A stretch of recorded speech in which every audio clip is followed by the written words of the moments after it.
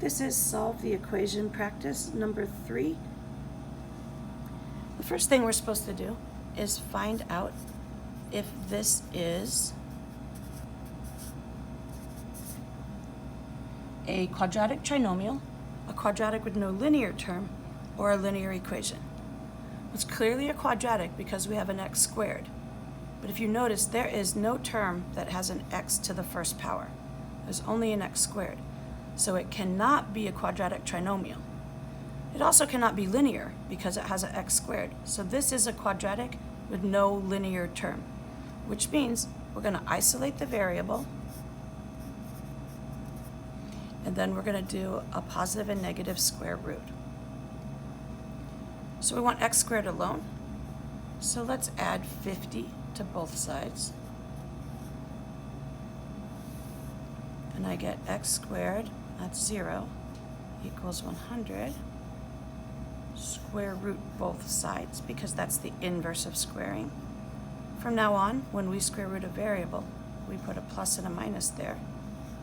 Because there are actually two numbers. If x squared equals 100, x could be 10, because 10 times 10 is 100.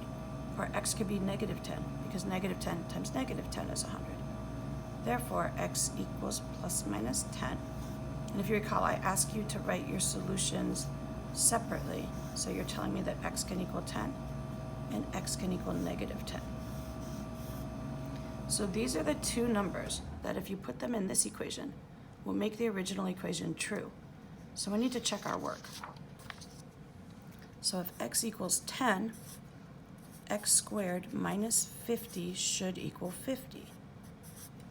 That would be 10 squared minus 50 equals 50. 10 squared, that's 10 times 10. 100 minus 50 is 50. So that worked. The other one we want to check is x equals negative 10. So we're going to do negative 10 squared. Remember I said to put a negative variable in parentheses always. Minus 50 equals 50. Negative 10 times negative 10 is 100 minus 50 equals 50. 100 minus 50 is 50. And this one checks out also. So we have just shown that these two solutions, when substituted into the original equation, make the original equation true. Number 4, 9x minus 11 equals 3x minus 1. This is linear. There are no x squares. So I'm going to isolate the variable or solve for x. So I'm going to put my x's on the left because 9 is bigger than 3, and that'll give me positive x's here. So since I don't want x's here, I want 3x minus 3x because that's 0. But if I do it here, the property of equality says I have to do it here. So I subtract 3x over here and I get 6x. I didn't change the 11, so I still have negative 11. Keep my equal sign. We already said that's 0, and that's negative 1. Now plus 11, plus 11. Now be careful here because you may see that 6x and think, oh, it's 12, but it's not. Positive 11, negative 1. That means you're subtracting big number minus small number, and the sign of the bigger number wins. So this is 6x equals 10. Divide both sides by 6. That's 1x equals 10 over 6. That simplifies. Top and bottom can be divided by 2. So x equals 5 over 3.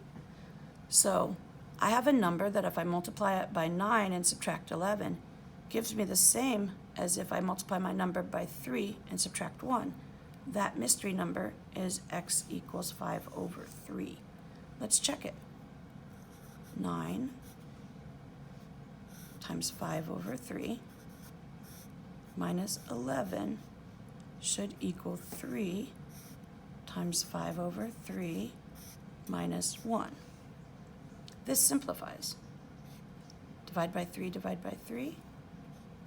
And then I have 3 times 5 equals 15 over 1. I don't have to put 15 over 1 because that's a whole number. 15 over 1 is 15.